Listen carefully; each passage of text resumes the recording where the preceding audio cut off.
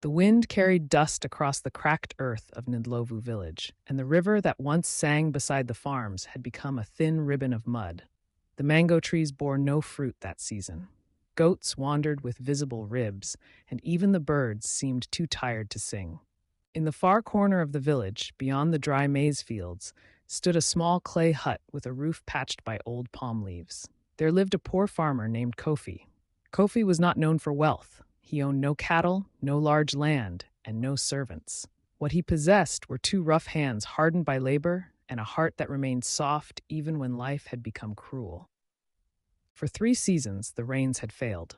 Every morning before sunrise, Kofi walked to his field carrying a rusty hoe over his shoulder. He still loosened the dry soil as if hope could be planted like seeds. The villagers often shook their heads when they saw him. "Why waste your strength?" one man asked. "The sky has forgotten us."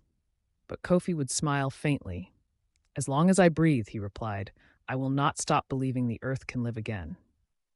Yet belief could not fill an empty stomach. Inside his hut sat a small wooden bowl containing the last handful of millet flour he owned. Beside it lay 2 onions and a little salt wrapped in cloth. It was all he had left after months of hunger.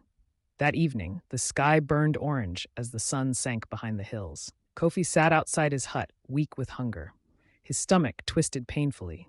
He had eaten nothing for 2 days. Slowly, he lit a fire.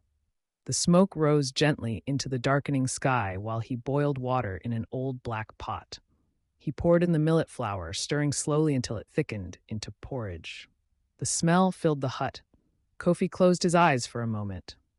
"This will help me work tomorrow," he whispered to himself. He sliced the onions into the pot carefully, as though preparing a feast for a king. Then he carried the bowl outside and sat beneath the moonlight. Before he could take the first bite, he heard something. Footsteps, weak, dragging.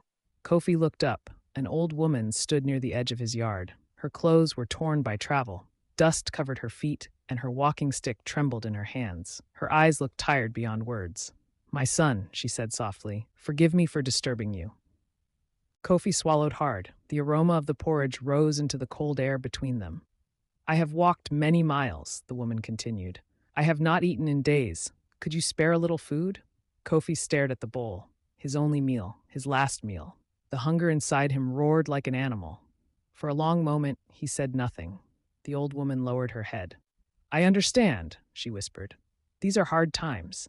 She turned slowly as if preparing to leave. Then Kofi spoke. "Wait." The woman stopped. Kofi looked again at the bowl in his hands. He thought about tomorrow. He thought about the week